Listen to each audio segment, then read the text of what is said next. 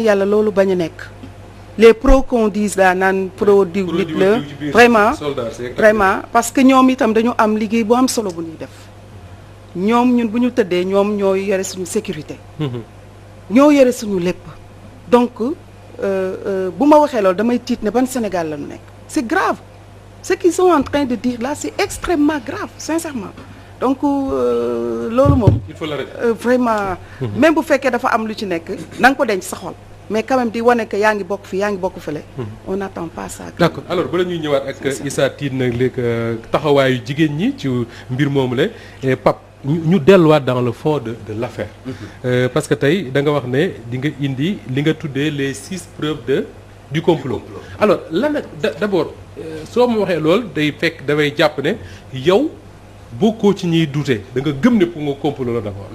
waaw complot bi dafa leer nañ Moussa. pour yow dafa leer. non dafa leer nañ. d'accord même juge yi la yor dossier bi ñoo la ko gën a xam. même juge yor dossier bi waaw parce que dafa am ay éléments de preuve yu leer nañ yoo xam ni du simple accusation ay fait la. yu nekk ci kaw table bi. bismillah. bi ma ci njëkk a tudd mooy. la tentative de corruption de Sidi Ahmed Mbaye. Sidi Ahmed Mbaye. mooy ki nga xam ne moom la ñu désigné comme étant le doomu Maodo Malick Mbaye. voilà xam nga moom gendarmerie déglu nañ ko. mais bañ ko dégloo. xam nga dañ lay déglu séparément après ñu def confrontation def nañ confrontation diggante moom ak ki nga xam ne moom mooy Aïssata Ba Aïssata Ba mooy deuxième masseuse bi nekkoon ci salle bi ak Adji Sarr waaw maman bi takk der bi génnee bàyyi leen ci biir bureau bi daf ko doon jéem a corrompre pour que mu noppi bañ a wax jéem na ko waaw te Aïssata Ba moo ko wax bi gendarme bi ñëwee rek bañ koy dégluwaat daf ko wax li may wax nii mi ngi ci PV bi c'est clairement consigné dans le dossier képp ku lire PV bi boo demee ci partie fi ñu tudd Aïssata Ba nga lire deuxième déclaration bi di nga fa gis lii may bëgg a wax. ci confrontation voilà ci confrontation bi mu naan kii Sidi Ahmed Mbaye jéem na ko jox 100 000 francs pour que mu noppi bañ a wax. te Sidi Ahmed weddiwu ko. waaw te moom moo weddiwu ko léegi lan lay bañee ndaw si wax. waaye muy benn. waaw loolu muy benn. deuxième chose mooy la progression suspendue de l'enquête c'est-à-dire que enquête bi. dafa am direction boo xam ne foofu la jëmul ñu daal di leen di freiner. mooy dafa naroon explorer la piste des commanditaires ak ñi nga xamante ne ñoom ñooy les acteurs du complot mais gis nañu ne dafa am précipitation boo xamante ne dañ leen freiner systématiquement par la suite sax yaa ngi dégg ne commandant bi sax ñu ngi koy waaj a affecté ak yéni mel waaw am nañu ko wax waaw loolu nag bu ñu ko waxee lu ñu mën a gëm la parce que dans le passé ça a toujours été comme ça am na sax ku ma dégg mu ne ñu ngi ko jëmale ci benn xawma lan buy wax ci buy lutter ci affaire terrorisme gi demee noonu waaw parce que bu ngeen fàttali ko dans l'affaire Fatoumata Mokhtar Ndiaye commissariat bu Pikine moo yoroon enquête bi enquête bi ba mu saytoo li muy saytu ba pare Samba Sow ba ñu ko dégloo dafa wax ñi nga xam ne ñoom ñooy lii crime politique la di wax tudd na sax ay commanditaires enquête bi naroon jëm ci direction boobu ñu frété leen inspecteur bi yoroon enquête boobu dañ ko jëlee commissariat Pikine affecté ko police bu ginnaaw raay inspecteur Ndiouga policier boobu noonu Ndiouga la tur moo yoroon enquête bi ba mu naree explorer piste boobu dañ ko daal di freiné systématiquement jël enquête bi dénk ko keneen moom ñu affecté ko donc loolu bu amee fii duñu bett waaw parce que li ñu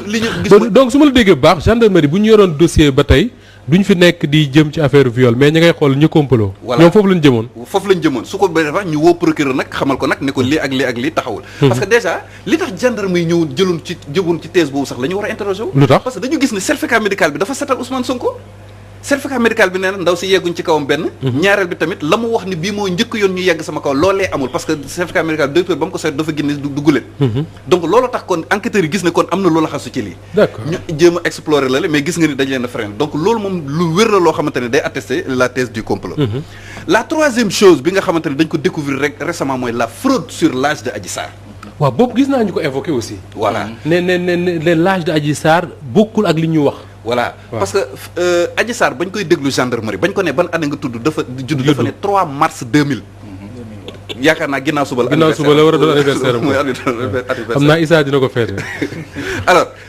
bañ ko laajee gendarmerie dafa ne man 2000 laa judd mais ginnaaw gi gis nañ ne dafa yor carte nationale d'identité boo xamante ni 2018 lañ ci def 2008 lañ ci def 2008 donc ce qui veut dire que actuellement boo doon xool âge bi ñu ko jox fi ñu toll nii ay 13 ans la lay am 13 ans oui bu ñu sukkandikoo ci carte bi mu yor présentement waaw te loolu bokkul ak ba mu demee gendarmerie la mu fa déclaré est-ce que Pape Ndiaye foofu sax xam naa la ci laaj parce que man dégg naa ko dem mais quand même réaction bi la amoon des fois nit bu defee li nga xam ne moo di jugement man li ma dégg mooy numéro carte d'identité bi ci digg bi parce que fi nga xam ne fa lañ war a def date de naissance bi ci digg bi foofu noonu numéro registre bi numéro bi nga xam ne moom lañ am registre bi moom lañ ciy def. donc moo tax 2008 yi nekk ci est-ce que itam du 2008 lañ ko déclaré moo waral ci diggante foofu noonu ñu dugal fa 2008. waaw léegi suspicion bi am mooy ban moom kañ lañ def jugement bi loolu lu jar a vérifier la. oui est-ce que defuñ ko et dans ce cas soo demee di déposer suñ la laajee ban année nga juddu mais année jugement bi ngay joxe. waaw année jugement bi. année jugement bi ngay joxe. xale bi xam nga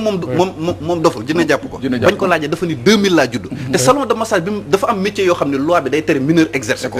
bu ñu lay jox agrément dañ lay signifier salon de massage mineur waru fi liggéey. donc patron bi yaakaar na man mu jël risque bàyyi mineur muy liggéey ci biir salon de massage. oui non man boo ma may ma indil la. allez-y avant Pape Diagne. 2008 bi. en fait mun nañ ko jàppee ñaari mbir. année de déclaration tardive ou bien une audience foraine. loolu nag day indi erreur xam nga erreur yan lay jur. tey jii Adji Sarr bi nii 2008 boobu. su ci naroon dem déposer ji passeport. elle va rencontrer toutes les difficultés pour ñu établir ko passeport. parce que daañ ko laaj copie littérale. daañ ko laaj extrait du jugement mooy jugement bii nga xam ne. moom nañ le juge signé en 2008 wanee ni ko autorisé nañ ko pour mu am une déclaration de naissance. dégg nga boo ko xoolee nag da ngay gis fii jaaykatu café pël yu ci bëri je ne stigmatise pas. ñu ci bëri ci ñoom carte d'identité yu mel noonu nañu yoree. mais yooyu. c'est fait à dessein par l'élite politique ñoom ñoo ko entretenu depuis 1960. parce que réservoir électoral la. xoolal rek tribunaux départementaux yi. alors ñaata problème ñoo fay am problème mu état Pape Ndiaye li logique. moo doon su fekkee ne dafa déclaré ne 2008 la juddu moo ne ci carte d'identité que plainte bi également loolu moo ci mën a nekk. mais mënuñu am date de naissance bii ci plainte bi. am beneen date de naissance ci carte d'identité c'est ça qui n'est pas logique. exactement loolu moo jaaxal nit ñi nag. léegi nag vrai date de naissance am ban la. de toute façon les avocats sont vigilants. bu ñu ko waree juge bés bu fi taxawee ni mineur la. avocats yi dinañ demander la production du certificat du extrait de naissance boo xamante ni moom mooy firndeel effectivement kii. minorité. d'accord loolu beneen piste ngi noonu. ñu ko ne Pape. beneen mbir bi mooy le SMS du complot mooy SMS bi nga xamante ni génn na te Ousmane Sonko bi muy def conférence de presse sax tudd na ko. te dégg ko kenn ku taxaw nag weddi ko. lu koo xamante ni démentir na par rapport ak SMS bi ak contenu bi ak. li ci Issa dégg ma ne Issa Pape ma wax la ci lenn man wax naa fii Issa doy na ma ci seede. je crois une semaine ou 4 jours avant Aïda Mbodj def sortie bi que ne am na benn SMS buñ doon envoyé ba mu dal ci kenn ci avocat wu Ousmane Sonko yi mais je disais à Issa que je veux pas en parler parce que je détiens pas la preuve. moo tax man j'ai pas été étonné du tout d'entendre Aïda Mbodj en parler. te gis nga waxoon naa ko sax turu avocat bi mu dal ci téléphone am. gis nga te ba léegi déggoo ko weddi. kenn du ko weddi kenn taxaw kenn du ko weddi. alors l'autre chose mooy. ñi nga xamante ne ñoom la ñu tudd par exemple acteurs yi nga xamante pour l'instant moom ñoom ñoo visible ci complot parce que am na ñett ñu ciy tudd. parce que boo xoolee Adji Sarr bi ñu ko dégloo moom dafa ne guddi googu noonu ba mu fa jógee. dafa dem ci benn médecin dafa am ko ñi nga xam ñoo ko gunge ñoo wax pour mu dem ci benn médecin boo xamante ne mi ngi fi nekk fële l'hôpital ak yu ni mel. léegi bañ ko laajee yow naka nga mën a yóbbu sa bopp parce que jamonoy couvre-feu lañ nekk te yow bokkoo ci nit yi nga xam ne loi bi autorisé na ñu war a circuler. mu expliquer carrément ñi nga xamante ne ñoom la àndaloon. te nee nañu ci ñooñu tudd nañ ci ki nga xamante ne moom mooy Sidi Ahmed Mbaye. tudd nañ ci médecin bi tudd nañ ci également ki nga xamante ne moom mooy avocat bi même bu fekkente ne avocat bi génn na après pour mais le minimum moo doon ñu entendre au moins avocat boobu ak médecin bi. justement le minimum. voilà exactement léegi nag. xam nga moom nee na demoon na hôpital guddi googu wax léegi. dañ la violé. ci guddi gi nga dem hôpital. lan moo tax bindaluñ la kayit certificat médical. lan moo tax registre hôpital bi kii suñ la ñëwul loolu donc guddi googu noonu. fa Adji Sarr fanaan lu jar a lijjanti la. lu jar a lijjanti la. waaw parce que la mu wax ne demoon na hôpital. am registre yi noté wuñ ko. nekkul ci registre hôpital bi nekkul ci registre bi avocat yi dem nañ avocat défense dem nañ pour wuti ko amuñ gisuñu ko. gisuñu fenn ci registre hôpital prince CTO fu ñu mentionné ni ñëw na fa guddi boobu noonu. te nee na dañ ko guddi bi ñu ko violé la dem hôpital wax xanaa di médecin dina la bindal këyit boo xamante ne moo lay diagnostiqué. une affaire compliquée guddi googu fa mu fanaan fa Adji Sarr fanaan guddi kii la nuit des faits loolu tam beneen point d'interrogation la boo xam ne enquête war na ko yokk avant ñu bàyyi Issa ak Awa Dieng mu yokk septième point. septième mooy ban.